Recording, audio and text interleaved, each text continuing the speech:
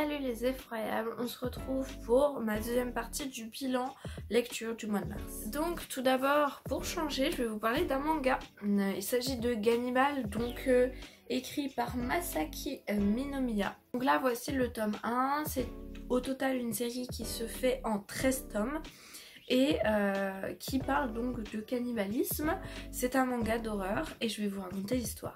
Donc pour ce qui est de l'histoire, il s'agit d'un policier qui vient avec sa femme et sa fille habiter dans un village qu'il ne connaît pas, un petit village reculé dans lequel du coup il va officier en tant que policier. On comprend très vite que s'il est là, c'est parce qu'il a eu un problème dans son ancien service, on ne sait pas trop lequel, et il arrive en sachant que le monsieur qui avait ce poste de policier avant lui accusait les villageois d'être cannibales.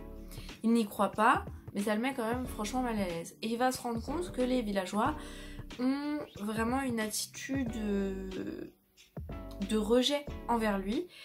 Et il va donc mener son enquête, tout simplement. Une série qui m'a été prêtée par mon chéri et fortement conseillée par lui. Je me suis lancée et j'ai beaucoup apprécié. Mais ce n'est pas un sans faute. Tout d'abord, j'ai adoré l'histoire. L'histoire est super agréable, on est curieux tout de suite de savoir s'ils sont oui ou non cannibales, d'autant plus qu'ils ont une attitude qui est en fait super suspecte. Donc on a forcément envie d'en savoir plus. Aussi, j'ai trouvé que les personnages étaient intéressants. Le personnage du policier qui est au final aussi névrosé que les villageois, qui néglige sa famille quand même beaucoup pour son travail. On a aussi les villageois, certains qui sont dans la crainte, d'autres qui sont dans le fait de dominer. On comprend vite qu'il y a une hiérarchie dans le village et on veut en savoir plus sur pourquoi, comment, etc. Et toute cette synergie entre les différents personnages et le commissariat de police qui est à l'extérieur de la ville, qui sait qu'il y a des trucs chelous mais qui a pas de preuves pour les arrêter, enfin bref. C'était super intéressant et super bien mis en place. Ce que j'ai apprécié aussi, c'est l'aspect un peu tout le monde est fou. Tous les personnages sont fous, ils ont tous des problèmes et des choses à cacher. Et du coup on en est à se demander qui est le plus fou dans cette histoire, et ça c'est un aspect que j'ai pas mal apprécié. Les dessins sont magnifiques. Vraiment ils sont super beaux et certains m'ont mis mal à l'aise parce qu'il y a du gore, il y a des choses... On parle de cannibalisme encore une fois, donc ça met assez mal à l'aise, mais franchement c'était super bien fait. Avec beaucoup de détails et des fins de tome aussi qui se terminent avec du suspense, et ça c'est un aspect qui est assez agréable, même si je les ai lus à la suite pour vraiment finir totalement la série. Bah, il y avait des effets de suspense entre les tomes et des fois je laissais des journées pour avoir un petit peu cette attente et créer des théories. Pour ce qui est des points négatifs, déjà il y a un grand truc qui m'a légèrement agacée, c'est que quand on commence à avoir des révélations sur l'histoire, la chronologie et le pourquoi du comment, bah, il y en a beaucoup. Il y en a beaucoup et ça fait beaucoup d'un coup, et moi c'est un aspect qui m'a un peu embêtée parce que j'étais perdue. C'est-à-dire qu'on attend longtemps d'avoir des révélations, mais on en a tellement d'un coup et pas forcément super bien donné qu'on est perdu. Et il y a surtout cet effet à la fin, où à la fin il y a une sorte d'énorme révélation qui vient vraiment donner un effet de surprise. Mais moi ça m'a un peu perdue et c'est un aspect que j'ai pas trop aimé. J'aurais préféré en avoir vraiment des toutes petites, mais souvent, plutôt que d'avoir vraiment des gros trucs d'un seul coup. Des fois j'étais un peu perdue, je devais relire pour bien comprendre. Deuxième aspect qui m'a agacée, mais c'est super personnel et je pense que c'est vraiment propre à moi, mais quand il arrive dans le village, à de très multiples reprises, les villageois vont menacer le policier avec des armes, mais vraiment pour rien. Genre il a à peine dit un truc, on lui pointe un flingue sur la tête et on lui dit oh l'étranger tu vas te calmer. Non, arrêtez. Ça m'a énervée parce qu'il y avait trop cet aspect ils se comprennent pas. Alors oui, je veux bien, mais ça arrivait trop souvent et du coup ça me coupait un petit peu, enfin je sais pas, c'était désagréable. Je pense que c'est propre à moi et que ça dérangera pas grand monde, mais bon. Après, vraiment pour conclure sur celui-ci, c'est un manga qui est super intéressant, qui traite des thèmes de faire un choix entre la famille, le travail ou encore ses intérêts personnels, et ça c'était vraiment des dilemmes qu'on retrouve dans beaucoup de personnages et qui étaient super prenants, super beaux à voir. Et aussi le thème des sectes, parce qu'on se retrouve face à une famille qui a des pratiques assez sectaires. Une fois que t'es dedans tu peux plus sortir et t'as une sorte de grand Manitou qui décide tout pour tout le monde et qui ne laisse pas le choix, et même une fois que ce personnage entre guillemets est effacé de l'histoire, eh bien il a quand même malgré tout un contrôle sur tout ce qui se passe. C'est difficile de vous en parler sans spoiler. Mais voilà, une bonne lecture, pas un sans faute, pas quelque chose que je garderai en mémoire toute ma vie, mais ça reste un excellent manga d'horreur. Ensuite j'ai lu La Reine des Pirates de Thor Hansen. C'est un tout petit livre jeunesse tout mignon. Donc pour ce qui est de l'histoire, il s'agit d'un jeune homme qui s'appelle Victor et qui va se rendre compte en ayant retrouvé un vieux livre journal que sa mère est en fait la reine des pirates et que c'est pour aller naviguer qu'elle est repartie sur les mers. Suite à de nombreuses péripéties, il va décider de la retrouver et de comprendre un peu mieux ses origines. C'est donc un livre lisible à partir de 11 ans et c'était mignon, ça m'a fait une petite coupure dans toutes ces lectures horribles du moment. C'était mignon, c'était bien écrit et j'ai tendance à être vachement blasée par les jeunesses, mais celui-ci m'a plutôt tenue dans l'histoire. J'ai trouvé que les thèmes du deuil et de la recherche de la quête de soi étaient bien mis en place. C'est pas un thème qui me touche particulièrement, la quête de soi, mais ici je l'ai trouvé intéressante, bien mise en place, etc. La fin ouverte est sympa. Franchement pour des enfants je pense que ça peut être bien, que s'identifier au personnage qui est assez jeune peut être facile et agréable. Donc pour des jeunes qui ont des difficultés dans leur famille, à qui il manque un parent, c'est vraiment les thèmes typiques et je pense que ça peut toucher et être intéressant. D'autant plus que le jeune garçon ne perd jamais espoir, il a toujours cette optique d'en vouloir, d'y aller à fond dans la vie et c'était super agréable du coup à voir. J'ai ensuite lu le tome 2 de Sujet tabou écrit par Merlin Lefranc Dubois. Donc celui-ci se nomme Complicité macabre. C'est la suite du premier tome Rancœur. Voilà, c'est des objets livres trop beaux. J'adore cette idée de les mettre en violet. Je trouve que ça a une vibe super. Et j'adore le parallèle des bras. Je trouvais ça sympa, voilà. Comme ça. C'est chouette. J'avais adoré le tome 1 qui était excellent. Première fois que je lisais un slasher, c'est un genre que je n'avais jamais tenté et pour le coup je me suis régalée, c'était trop bien. La plume m'a accroché, l'histoire, j'en ai des frissons, elle était super prenante. Et ce que j'ai trouvé sympa aussi, c'est que les meurtres étaient gore, mais il y avait un aspect ironique à chaque fois, puisque le but du tueur est de déterrer les jardins secrets. Ce que je vais dire maintenant va spoiler le tome 1, puisque pour parler du tome 2, je suis obligée de dévoiler des choses sur l'histoire du tome 1. Donc si vous voulez vraiment découvrir cette saga après ce que je viens de dire, eh bien zappez au prochain livre. Du coup, dans le tome 2, en termes d'histoire, on retrouve le meurtrier du tome 1, qui veut continuer de déterrer les jardins secrets, sauf que il a une complice qui est encore pire que lui. Elle est horrible, elle est affreuse, elle me fait froid dans le dos. Encore une fois, la plume, j'ai adoré et revoir les personnages qui sont surpris par le retour de ce tueur et qui en pâtissent mais comme pas possible, c'était génial. Je me suis régalée, les meurtres sont encore plus violents. Cette fois-ci j'ai pas trouvé qu'il y avait de l'ironie, c'était vraiment juste trop triste. Enfin triste, moyennement. Il y a des gens, je vais pas dire qu'ils ont mérité, mais c'est compliqué parce que c'est un livre qui soulève beaucoup de questions et le fait que ça s'appelle Sujet tabou, c'est pas pour rien. Ça soulève beaucoup de questions et on a notamment, puisque le but du meurtrier c'est vraiment de punir des gens qui ont fait des choses mauvaises, à la Dexter un petit peu. Sauf que le meurtrier je trouve n'est pas si attachant que Dexter. Mais du coup on a vraiment cette question de est-ce qu'il méritait vraiment de mourir, est-ce que c'est légitime, etc., etc. Bon, ils font preuve de tant de violence que c'est difficile de les défendre.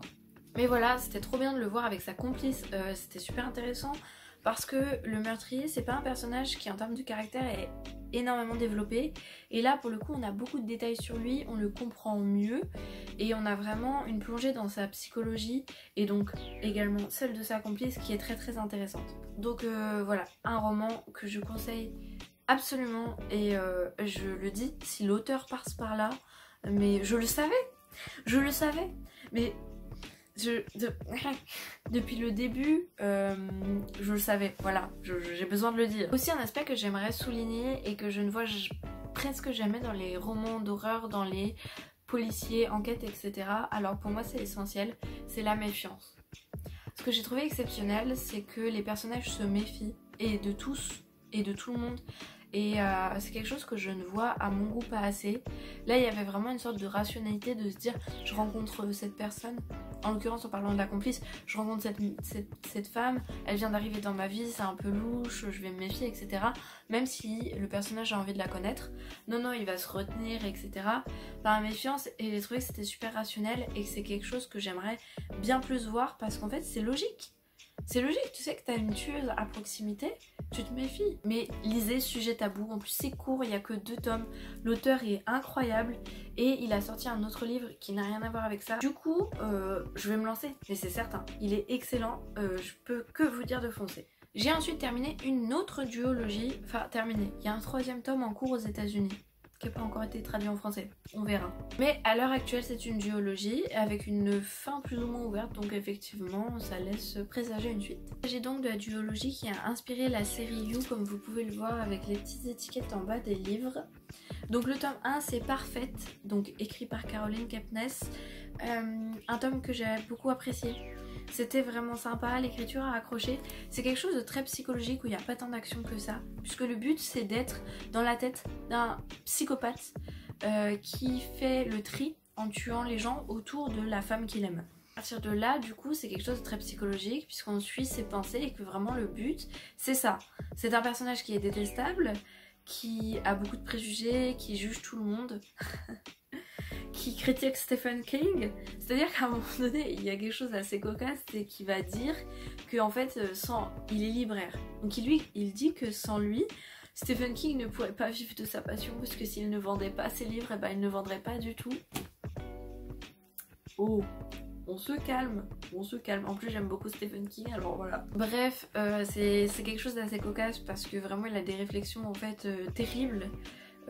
Qu'on n'excuse pas du tout mais qui sont qui sont drôles parce que on s'imagine pas quelqu'un avoir des réflexions pareilles, il est complètement fou en fait et il est persuadé que ce qu'il fait c'est bien, et je pense que c'est vraiment ce qu'il y a de plus drôle dans ce livre, de drôle relativement étudiant, mais je me fais comprendre. Après, petite remarque quand même, tous les personnages sont détestables dans ce livre, que ce soit Joe, Beck ou les autres, il n'y en a pas un seul qu'on arrive à s'attacher parce qu'ils ont tous des sortes de névroses un petit peu insupportables qui les rendent difficiles à vivre au quotidien, et c'est vrai que ça c'est un effet particulier, c'est-à-dire qu'on peut aimer le livre sans aimer les personnages.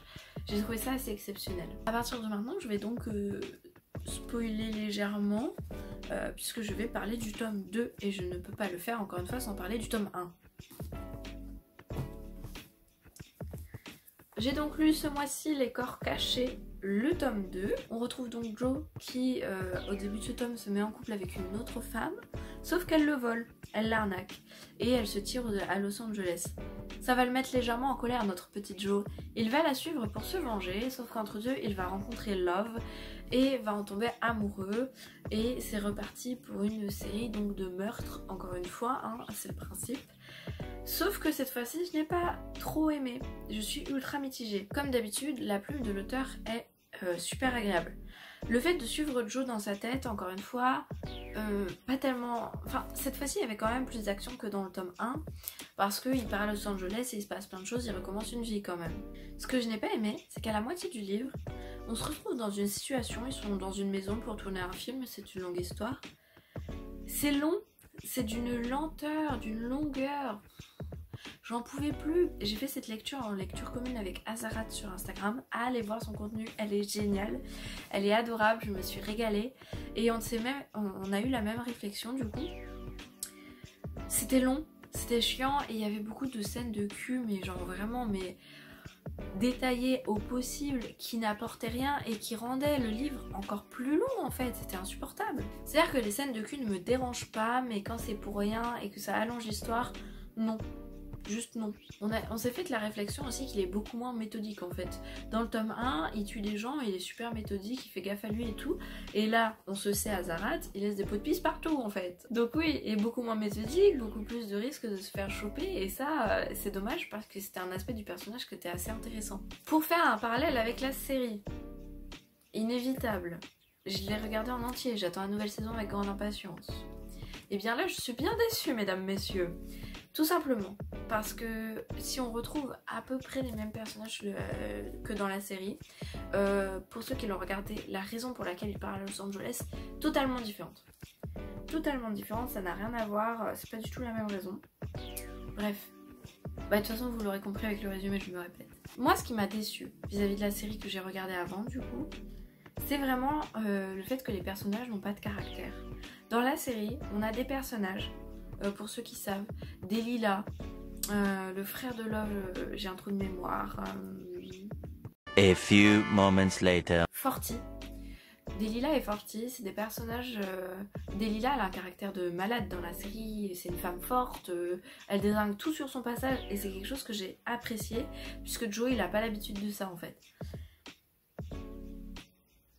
Et là, dans le livre, c'est vraiment une éponge, en fait. T'appuies dessus, elle s'écrase. C'est affreux. C'est pas du tout la Delilah que j'ai connue dans la série, du coup ça m'a fait bizarre. C'est dommage, parce que j'ai pas du tout apprécié son personnage, elle est manipulable, elle est même parfois naïve. Pareil pour Forty, dans le livre, c'est un débile profond. Mais vraiment un débile profond, il n'y a pas de nuance. C'est juste un débile, il y a zéro nuance. Il n'y a aucun moment d'intelligence.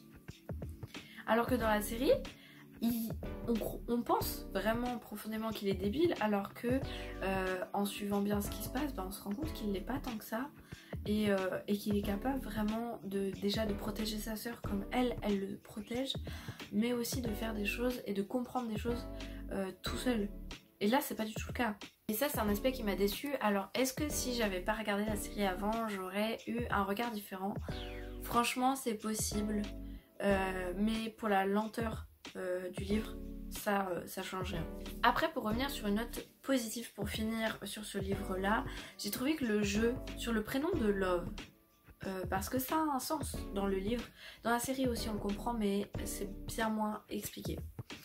Dans le livre, son prénom a beaucoup plus de sens et beaucoup plus expliqué, et du coup j'ai trouvé le jeu plus sympa avec ça. J'ai trouvé ça agréable et plus intéressant. Après voilà, c'est triste à dire, mais nous c'est des livres qui normalement sont aux éditions Calman Levy en grand format. C'est eux qui s'occupent du grand format, mais moi je suis contente de l'avoir acheté en poche parce que j'aurais été déçue d'avoir payé un grand format pour avoir un tome 2 un petit peu comme ça.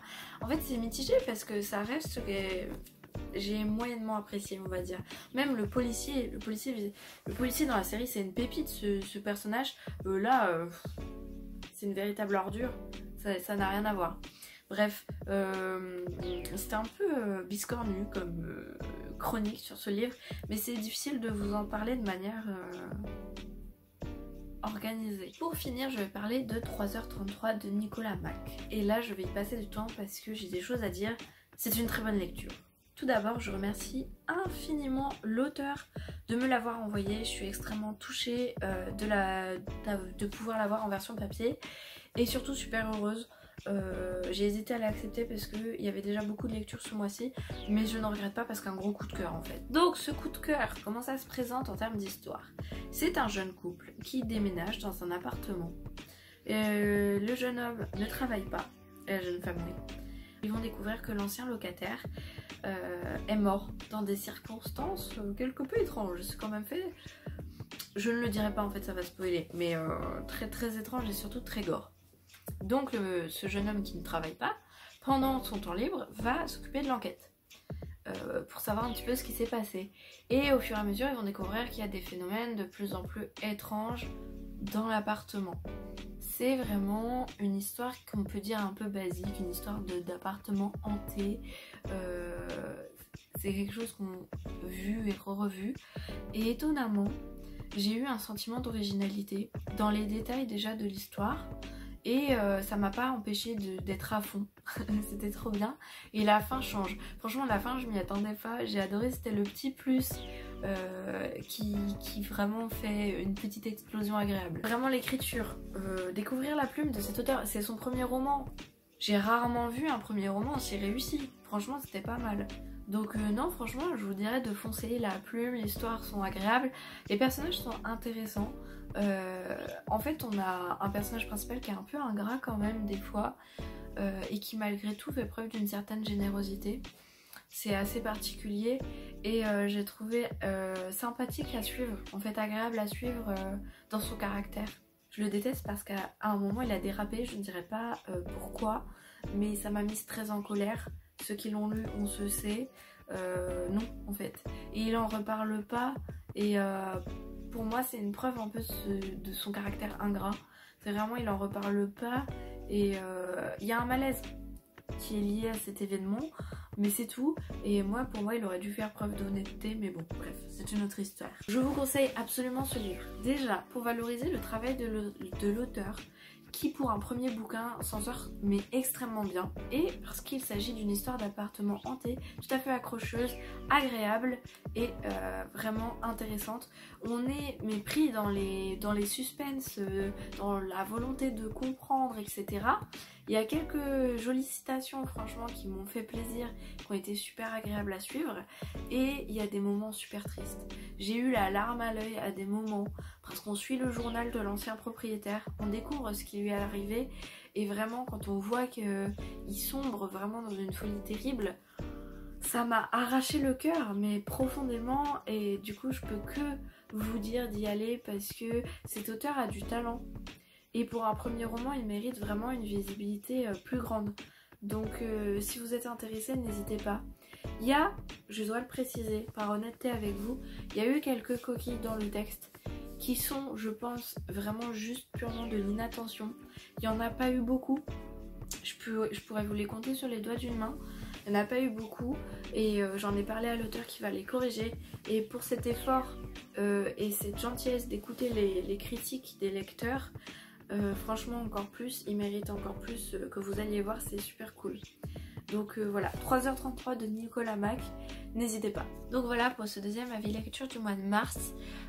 Encore une fois des bonnes lectures, je suis contente. Et vous, qu'avez-vous lu au mois de mars? Avez-vous aimé vos lectures?